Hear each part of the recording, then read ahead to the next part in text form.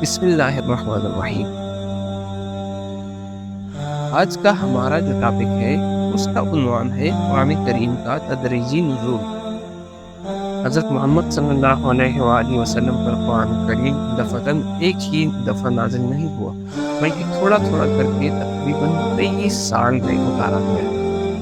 بعض اوقات جبرائیل علیہ السلام ایک چھوٹی سی آیت، بلکہ آیت کا کوئی ایک جز لے کر بھی تشریف لے کے آئے، اور بعض مرتبہ کئی آیتیں بیک وقت نازل ہو جاتی تھی۔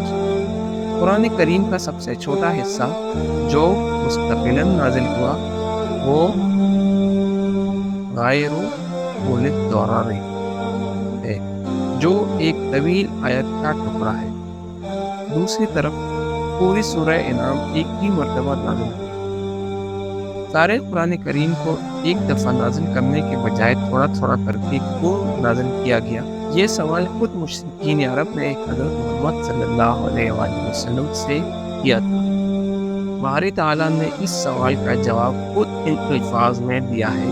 وقال الذين كفروا لولا نزل عليه القرآن جملة واحدة كذلك لنثبت به فؤادك ورتلناه ترتيلا ولا يأتونك بمثل إلا جئناك بالحق وأحسن تفسيرا۔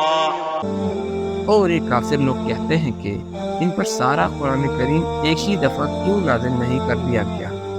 اے پیغمبر، ہم نے ایسا اس لیے کیا ہے تاکہ اس کے ذریعے تمہارا دل مضبوط رکھے، اور ہم نے اسے ٹھہر ٹھہر کر پڑھوایا ہے۔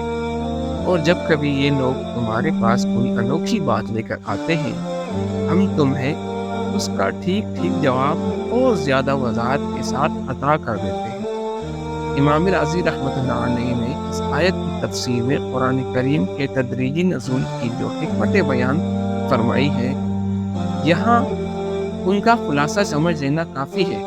وہ فرماتے ہیں کہ حضرت صلی اللہ علیہ وآلہ وسلم امی تھے، لکھتے پڑھتے نہیں تھے، اس لیے اگر سارا قرآن ایک مرتبہ نازل کیا ہوتا تو اس کا یاد رکھنا اور ضبط کرنا دشوار ہوتا۔ اس کے برخلاف حضرت موسیٰ علیہ السلام لکھنا پڑھنا جانتے تھے، اس لیے ان پر تورات ایک ہی مرتبہ نازل کر دی گئی۔ اگر پورا قرآن ایک دفعہ نازل ہو جاتا تو تمام احکام کی پابندی فوراً لازم ہو جاتی، اور یہ اس حکیمانہ تدریج کے خلاف ہوتا جو شریعت محمدی میں ملحوظ رہی۔ حضرت محمد صلی اللہ علیہ وآلہ وسلم کو اپنی قوم کی طرف سے ہر روز نئی اذیتیں برداشت کرنی پڑتی تھی۔ جبرائیل علیہ السلام کا بار بار قرآن کریم لے کر آنا ان اذیتوں کے مقابلے کو آسان بنا دیتا تھا اور آپ کو تقویت قلب کا سبب بنتا تھا۔ قرآن کریم کا ایک بڑا حصہ لوگوں کے سوالات کے جواب اور مختلف واقعات سے متعلق ہے، اس لیے ان آیتوں کا نزول اسی وقت مناسب تھا جس وقت وہ سوالات کیے گئے یا وہ واقعات پیش آئے۔